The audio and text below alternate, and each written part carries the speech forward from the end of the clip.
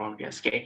Jadi silakan disimak benar-benar teman-teman, karena ini sudah Mr. Ozi rangkum serangkum-rangkumnya yang awalnya pertemuan 3 bulan di Pare.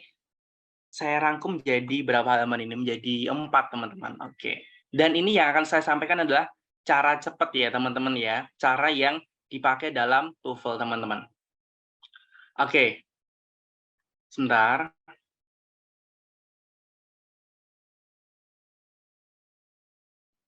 Oke. Ini teman-teman sekalian.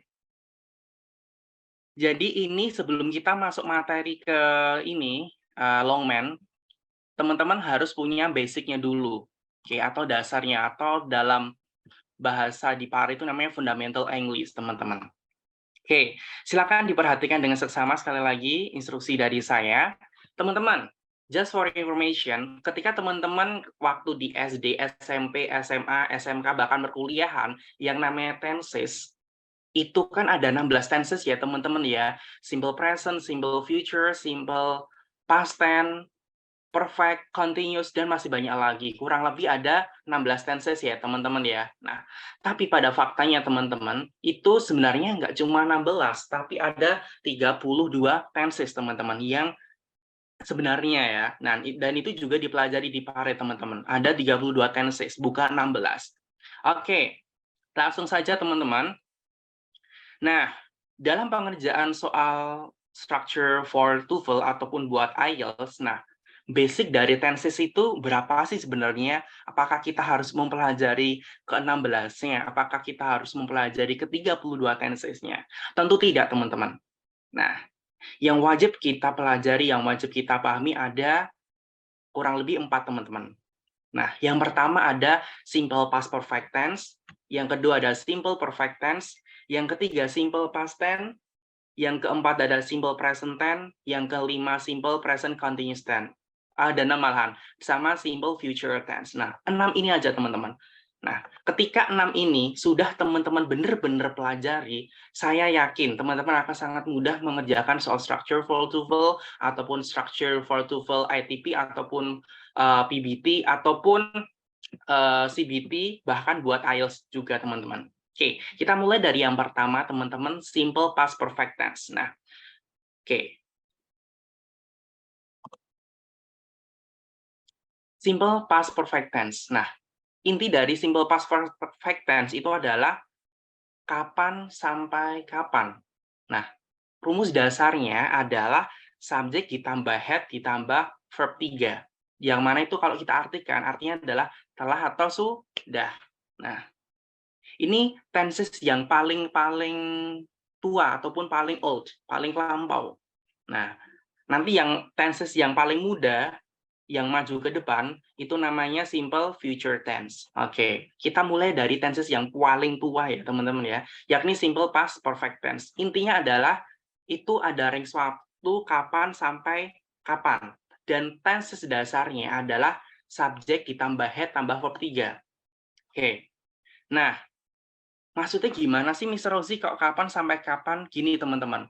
Jadi kenapa kita harus pakai simple past perfect tense itu untuk menunjukkan kita itu sudah melakukan aktivitas di masa lampau yang mana dimulainya dari dulu tapi juga selesainya dari dulu.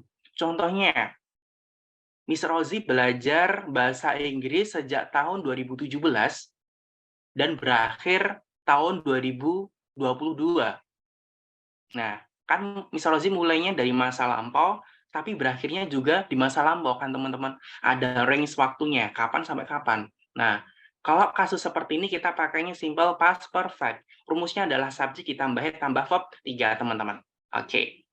Nah, yang perlu dipahami dalam simple past perfect, itu ada auxiliary ataupun to be verb-nya yang wajib kita ketahui.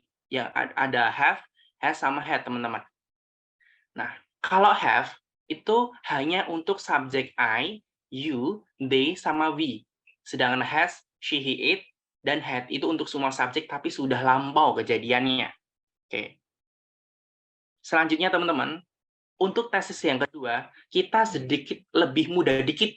Nah, kalau yang nomor 1 tadi kan paling tua ya, paling lampau. Oke, kita sedikit lebih mudah, lebih maju dikit. Yakni apa?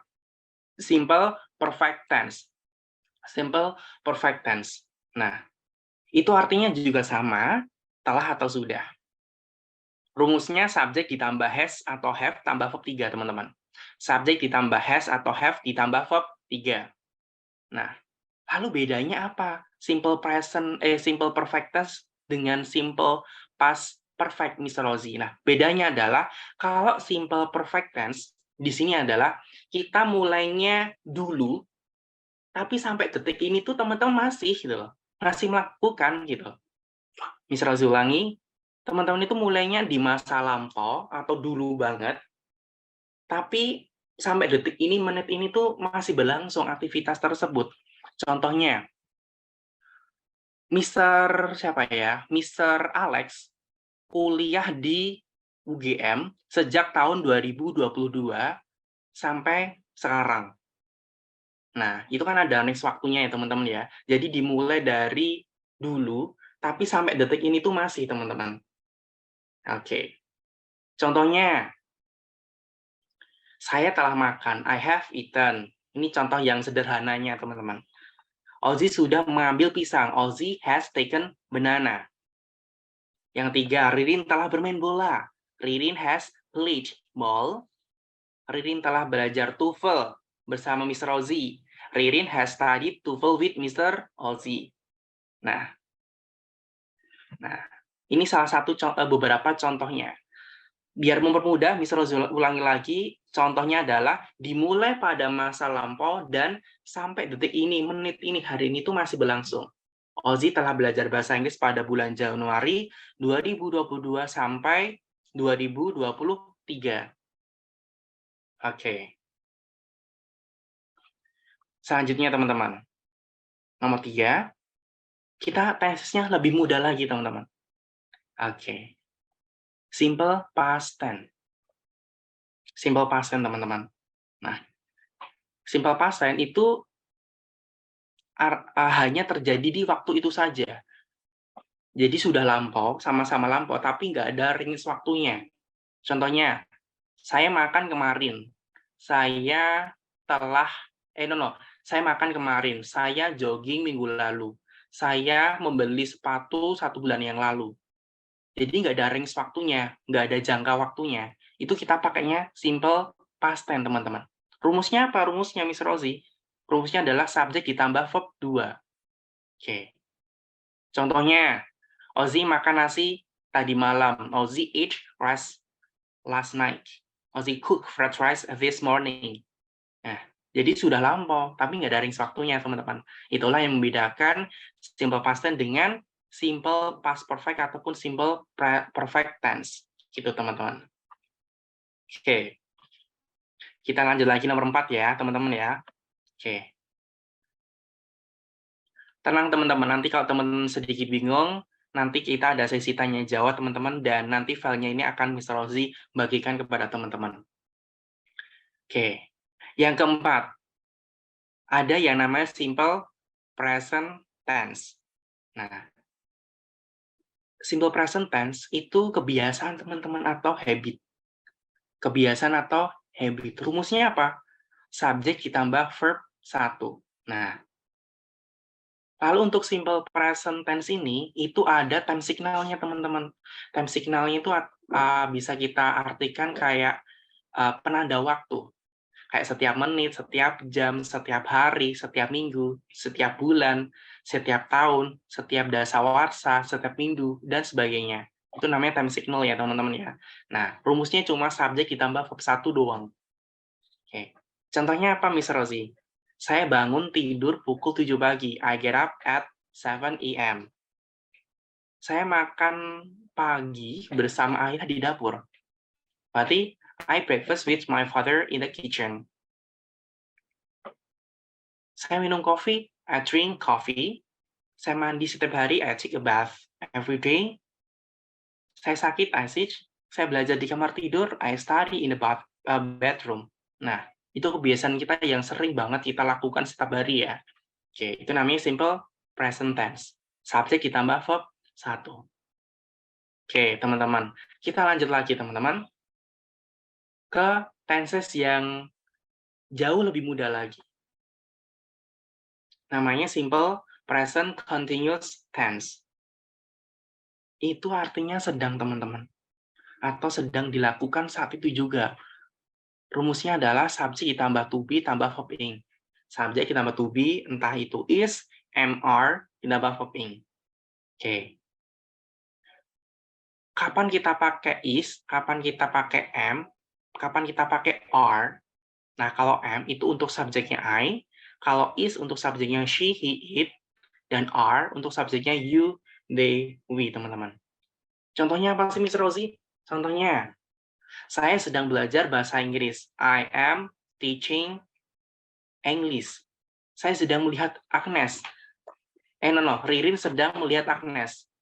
Ririn is seeing Agnes. Agnes sedang menatap Ririn. Agnes is looking Ririn. Dan Ririn sedang fokus bahasa Inggris. Ririn is focusing English. Tuh, itu simple present continuous tense. Oke. Dan tenses yang paling mudah, teman-teman, tenses yang benar-benar paling mudah, yang future banget, yang paling mudah di masa mendatang, itu adalah simple future tense. Simple future tense. Itu artinya akan. Rumusnya apa? Subjek ditambah huruf tambah verb 1. Contohnya, saya akan mandi, saya akan minum, saya akan belajar, saya akan bertamasya, saya akan berprestasi, I will marry next year, I will get high score of TOEFL, I will become rich people, I will take a bath, dan masih banyak lagi. Yang jelas itu pakai arti akan, saya akan apa gitu. Itu simple future tense. Oke. 6 ini aja, teman-teman. 6 tenses ini aja yang teman-teman harus pahami, yang teman-teman wajib tahu. Nggak usah 16 tenses, nggak usah 32. Cukup 6 ini aja. Nah, 6 ini aja teman-teman tahu ataupun paham, aku yakin seyakin-yakinnya dalam proses pengerjaan soal structure and written expression for TOEFL, itu akan sangat jauh lebih gampang. Gitu, teman-teman. Percaya dah.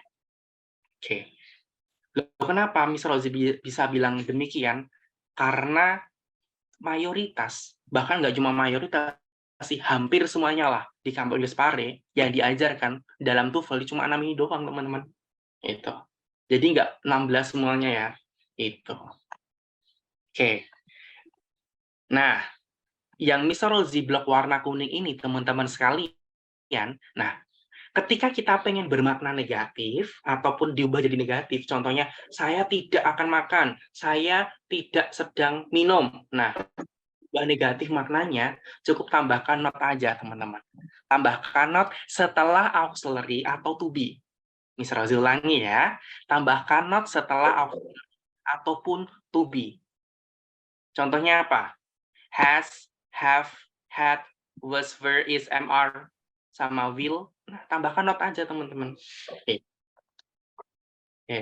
Nah, teman-teman, kita sudah belajar tenses. Oke, teman-teman, kita sudah belajar tenses dan kita sudah selesai. Dan kita sudah saatnya masuk ke tahapan selanjutnya, teman-teman, yakni belajar cara cepat dalam TOEFL. Khususnya dalam structure. Gitu. Karena dalam structure itu kalau Miss Rosie ngajar di Pare ataupun di ruang guru ataupun di lembaga LBI UI itu full pakai cara cepat, teman-teman. Full logika ataupun cara cepat. Oke, kita sudah mulai ke situ ya. Oke, sebelum kita melangkah ke situ, silakan tak kasih waktu 1 menit untuk mencatat pertanyaan yang ingin ditanyakan, biar teman-teman nggak lupa. Silakan, teman-teman.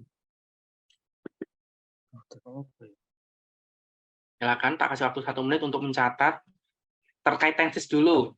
Oke.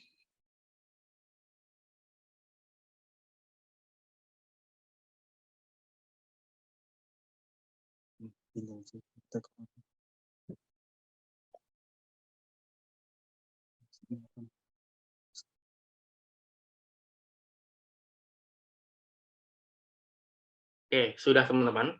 Oke, kita lanjut. Mulai tips and trick dalam mengerjakan soal structure and pattern expression for TOEFL. Oke, kita mulai, teman-teman. Teman-teman, teman-teman kan tahu ya, to be itu kan ada is, am, are, was, were, have, has, had, will, itu kan namanya to be ya. Oke. Nih, tak kasih warna merah ini, warna biru terus merah ini to be. Teman-teman silakan ditambahkan di catatan kalian, to be sama dengan itu to be verb. Dan to be verb sama dengan disebut juga sebagai verb atau kata kerja. Bisa ulangi, to be sama dengan to be verb. Dan to be verb sama dengan disebut juga sebagai verb atau kata kerja. Oke. Dah, ini kayaknya sepele, tapi ini menjadi poin dasar ataupun basis dasar dalam pengertian soal structure. Di-save dulu teman-teman, silakan disimpan. Karena nanti pengimplementasiannya kita di sini teman-teman. Nah, nanti kita pengimplementasiannya di sini, dan ini salah satu contoh soal structure. Oke, kita mulai teman-teman. Bagi teman-teman yang baru saja masuk, nanti Mr. Rozi kirimkan filenya melalui panitia dan nanti silakan bisa minta recording ke panitia ya. Oke, kita lanjut dulu teman-teman, karena waktu kita terbatas ya. Oke, minta tolong nanti moderator kalau waktunya sudah detik-detik terakhir silakan disampaikan ke saya ya. Oke, teman-teman kita lanjut lagi. Dalam soal structure and written expression, itu kita mengenal yang namanya word class atau kata kerja. Word class atau kelas kata. Misalnya ulangi, word class ataupun kelas kata. Nah, kelas kata itu ada apa aja sih, Mr. Rozi? Ada yang tahu nggak, teman-teman? Boleh loh, teman-teman, di sini chat-chat di kolom Zoom biar terlihat aktif gitu loh. Nah, boleh nih, ini dari siapa ini? Vio sama Vionita. Oke, nanti saya kirim ya. Oke. Kelas kata itu ada adjektif, ada noun, ada verb, ada adverb. Nah, ada 4 teman-teman. Kita mulai yang pertama. Kelas kata yang pertama adalah adjektif. Teman-teman, adjektif yang kita kenal selama ini itu sebatas kata sifat. Adjektif sama dengan kata sifat. Iya nggak sih teman-teman? Ya. Oke. Oke, tak kasih cara sederhananya ataupun cara biar teman-teman mudah mengingat dan mudah dalam mengimplementasikan. Kata sifat itu adalah adjektif. Adjektif adalah kata sifat. Nah, kata sifat itu adalah sifat, karakter, akhlak, watak, attitude. Nah, jadi inti dari kata sifat itu adalah tidak bisa dipegang dan tidak bergerak, tapi bisa dirasakan teman-teman. Itulah kata sifat. Tidak bisa dipegang dan tidak bergerak, tapi bisa dirasakan. Contohnya apa? Cantik, jelek, baik, tinggi, besar, gede. Nah, itu adjektif. Oke, ini kesannya sederhana, tapi ini nanti akan sangat berguna dalam pengimplementasian di TOEFL. Oke, sampai sini paham ya? Oke, kita lanjut lagi. Ada adjektif, ada lagi noun atau kata benda. Iya, aku tahu Mr. Rozi, noun itu kata benda. Tapi, apa gunanya teman-teman paham materi? Apa gunanya teman-teman hafal materi? Apa gunanya teman-teman memiliki banyak pengetahuan, tapi tidak bisa mengimplementasikan dalam TOEFL? Percuma teman-teman. Banyak loh kasusnya. Orang itu pinter banget, kayak hafalannya banyak, di otaknya itu penuh dengan materi, tapi dia itu tidak mampu mengimplementasikan ataupun mengaktualisasikan ilmunya untuk mengeksekusi soal tersebut. Menjawab soal tersebut itu banyak orang yang nggak bisa. Nah, percuma teman-teman, apa gunanya teman-teman pinter? Nah, kita butuh yang namanya logika dalam berpikir. Oke, tak kasih cara mempermudah teman-teman dalam menghafal ya, ataupun memahami. Non itu kata benda. Ya, aku tahu. Kata benda itu adalah sesuatu yang tidak bisa dirasakan, tapi bisa dilihat dan disentuh dan dipegang. Bisa saya ulangi, kata benda itu sesuatu yang tidak bisa dirasakan, tapi bisa dilihat dan disentuh ataupun dipegang. Itu inti dari kata benda. Contohnya apa kata benda, teman-teman? HP, laptop, mobil, gelas, uang, emas, berlian, cincin, rumah, AC, HP. laptop, komputer, bantal guling kasur. Nah, itu 6 kata benda, teman-teman. Oke, sampai sini save dulu ya. Oke, paham ya sampai sini? Oke. Kesannya kesannya kayak gampang, tapi belum tentu nanti dalam pengimplementasian, teman-teman. Yang jelas sampai sini teman-teman paham dulu. Sesuatu yang tidak bisa dirasakan, tapi bisa dilihat, disentuh, atau dipegang. Kita lanjut ke word class yang ketiga. Ada verb, kata kerja. Iya, Mr. Rozi, aku tahu kok kalau verb itu kata kerja. Tapi nggak semua orang itu bisa menemukan kata kerja dalam dalam structure and written expression. Teman-teman, kata kerja itu sesuatu yang bergerak, meskipun gerakannya dikit aja. Jadi meskipun dikit aja ya, gerakannya itu disebut sebagai verb. Contohnya apa? Berpikir. Ya tubuh, ya secara nampak, secara visual, diem doang kan. Tapi kan otaknya bekerja, itu namanya kata kerja. Tidur. Banyak orang itu mengira tidur itu adalah sifat. Salah. Tidur itu kan pasti kan gerak dikit kan, itu namanya kata kerja. Nggak mungkin dong tidur kayak orang mati, nggak mungkin. Pasti ada ngelindur-ngelindurnya, pasti ada ngoroknya, berdadanya ke atas turun karena proses pernapasan. Itu kata kerja. Bergerak dikit aja, bergerak sedikit aja, itu disebut sebagai kata kerja. Berlari, berjalan, makan, minum, berpikir, bernafas, bahkan menganalisis. Menganalisis, melogika, mengevaluasi, itu disebut sebagai kata kerja, teman-teman. Oke, sampai sini kita save dulu ya. Oke, kita lanjut word class yang terakhir. Yakni apa, teman-teman? Adverb, atau kata keterangan. Iya, Mr. Rozi, aku tahu kalau adverb itu kata keterangan. Tapi inti dari adverb itu apa? Inti dari adverb itu apa sih, Mr. Rozi? Nah, inti dari adverb itu adalah cuma imbuhan saja, teman-teman. Cuma imbuhan saja sebagai pelengkap, tidak penting sebenarnya, dan pasti diakhiri ly. Nah, Mr. Rozi ulangi, cuma imbuhan saja sebagai pelengkap, tidak penting sebenarnya, dan pasti diakhiri dengan ly.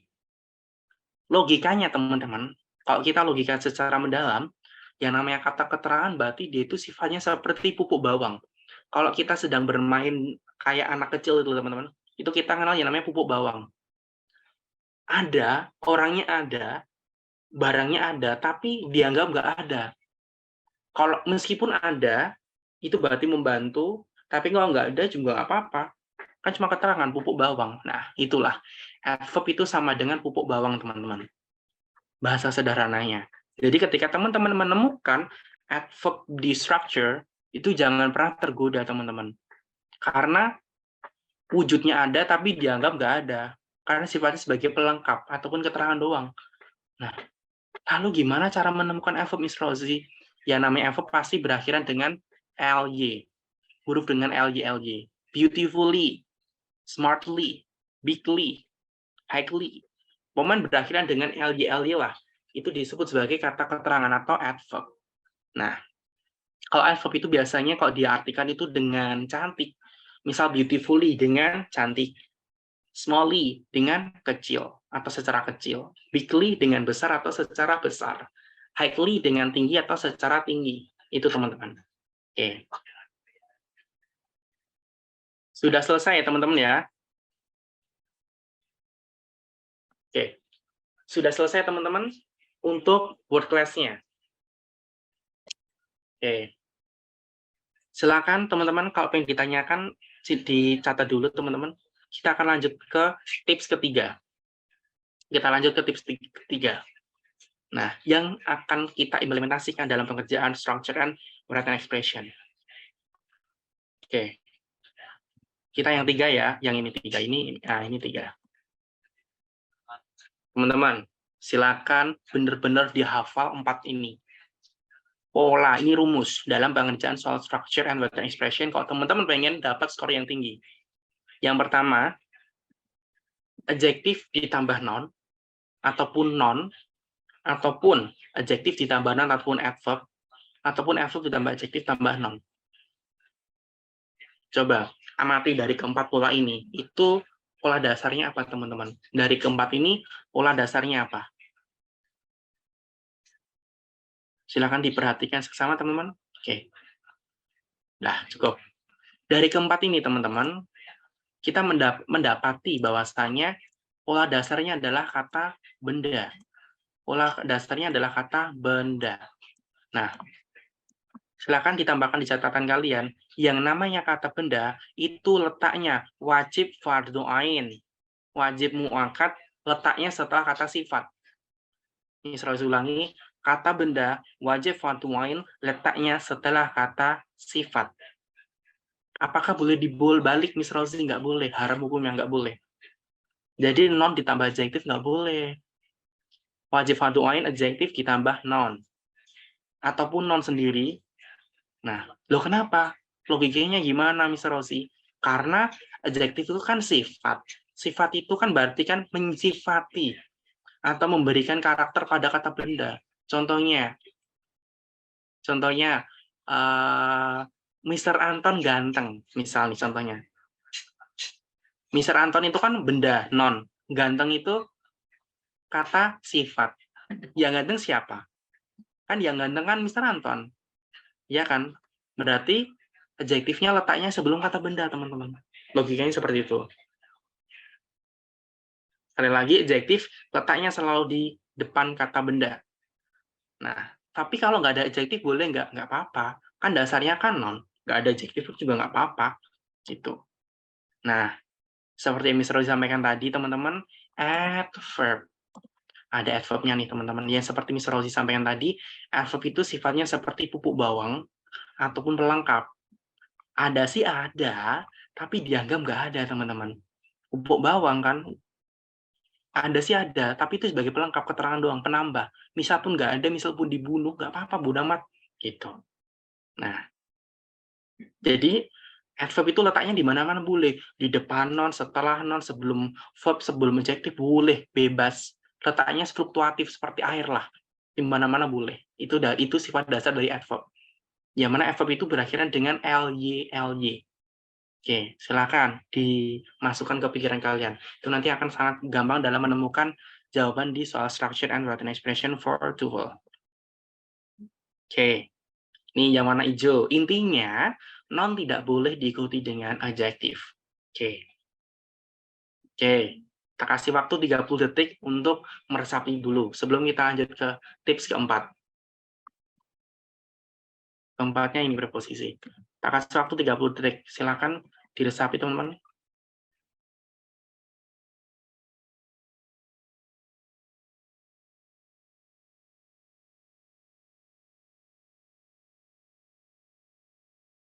Oke, sudah. Oke. Tips keempat dalam mengerjakan soal structure and written expression. Tips and trick ya lebih tepatnya. Kita mengenal yang namanya preposisi. Miss Rosie, preposisi itu apa sih? Nah, preposisi adalah salah satu jenis kata dalam bahasa Inggris yang berfungsi untuk menghubungkan kata atau frase dengan kebagian lain dalam kalimat, seperti kata benda ataupun kata ganti pronoun, dengan memberikan informasi tentang waktu, tempat, atau arah. Oke.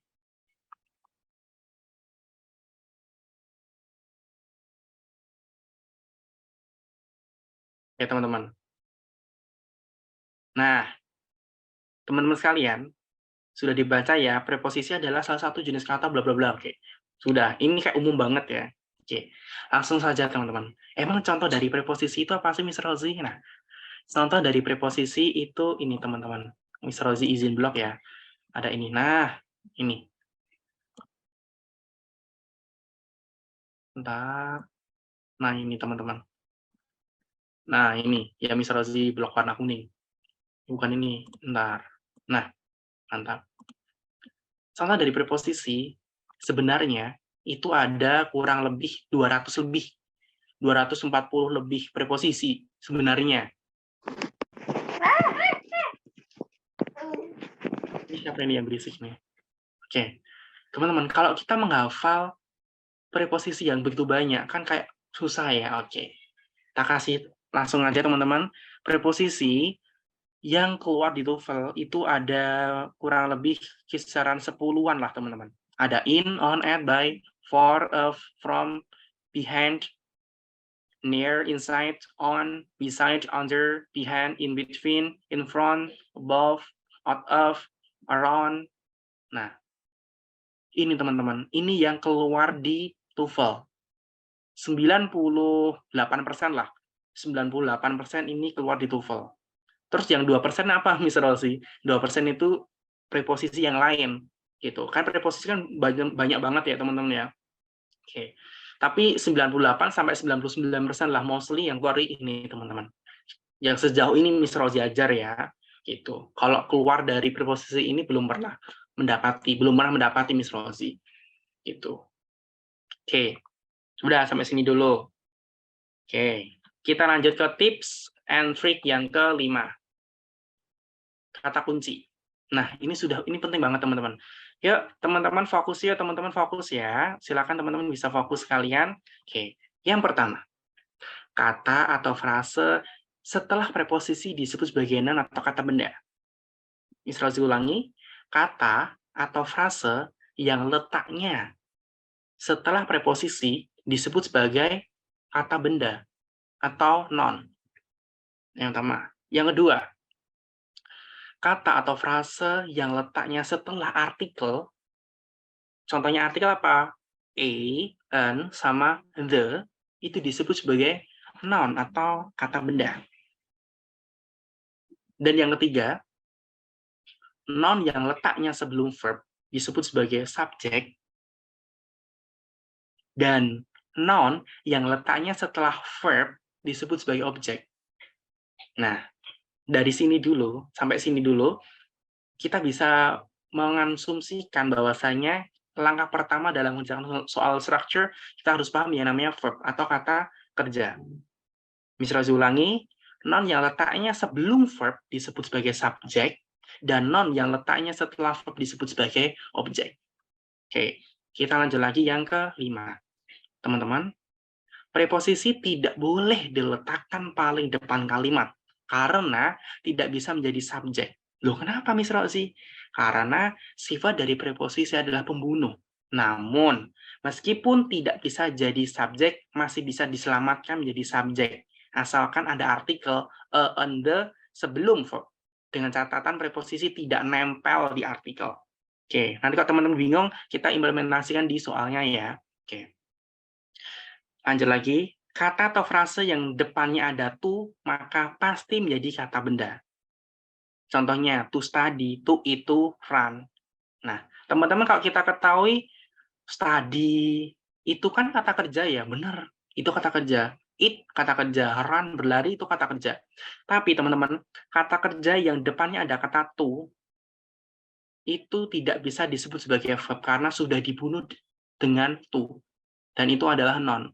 Nah, misalnya saya ulangi, to study. Itu bukan verb teman-teman, tapi noun. Loh kenapa? Karena yang awalnya verb, yang awalnya kata kerja, itu berubah menjadi kata benda. Loh kenapa? Karena sudah dibunuh sama to. Jadi ketika teman-teman menemukan kata to, bisa dipastikan 100%, 1.000.000%, 1 miliar%, kata setelah to itu bisa dipastikan adalah noun atau kata benda.